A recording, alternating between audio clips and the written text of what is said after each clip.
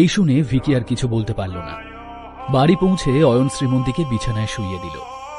ওর পাশে বসে অয়ন শ্রীমন্তীর নিষ্পাপ মুখটার দিকে চেয়ে থাকল।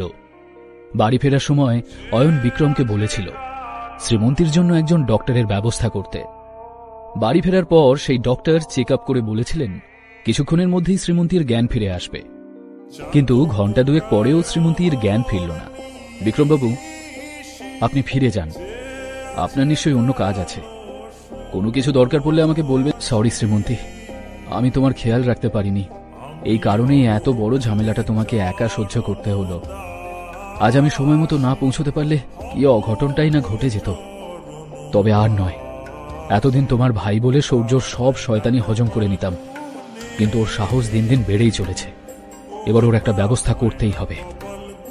অয়ন যখন শ্রীমন্তীকে কথাগুলো বলছিল তখনই শ্রীমন্তীর চোখের পাতাটা নড়ে উঠল। ধীরে ধীরে জ্ঞান ফিরছিল ওর। এই তো। অয়নও পরম যত্নে শ্রীমন্তীর গায়ে ব্ল্যাঙ্কেট ঢেকে দেয়।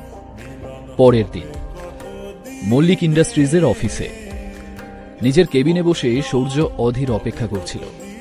বারবার নিজের হাত ঘড়িটার দিকে দেখতে দেখতে প্রবল এক্সাইটমেন্ট নিয়ে নিজের মনেই ও বলল, কাল থেকে কোনো ভিডিও কেন পাঠালো না ভিকি ভাই? কাজটা তো হয়ে যাওয়ার কথা, কিন্তু না ওর কোনো কল এলো না কোনো মেসেজ। কে? শিউরে উঠল ভিকি। না না, আমার এক হাতের এমন অবস্থা হয়েছে, আর এক হাতেরও একই অবস্থা হোক তা আমি কোনোভাবেই চাই না।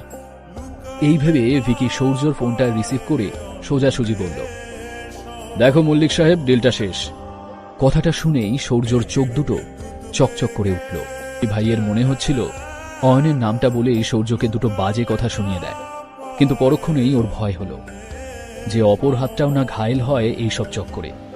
ভিকি ভাই বানিয়ে বানিয়ে বলল, পুলিশ চলে এসেছিল, তাই আর কাজটা হয়ে ওঠেনি। গতকাল শ্রীমন্তী ভিকি ভাই নামের একটা গুন্ডার সাথে দেখা করতে গেছিল। শুধু তাই নয়, ওরা দুজন প্লাজা বারের প্রাইভেট রুমে একলা ছিল। দিশার কথাগুলো শুনেও সূর্য কোনো রিয়্যাক্ট করল না, উল্টে প্রশ্ন করল, তোকে এই খবরটা কে দিল? সূর্য দিশার কথায় সম্মতি জানাতে ওরা দুজন সুবীর বাবুর কাছে যাওয়ার জন্য কেবিন থেকে বের হলো।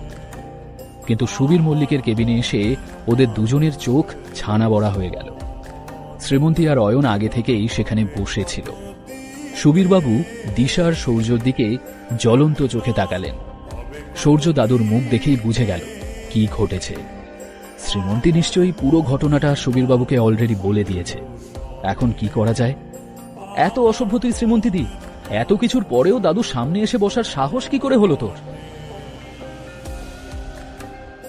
এই পাল্টা আক্রমণের কি জবাব দেবে শ্রীমন্তী?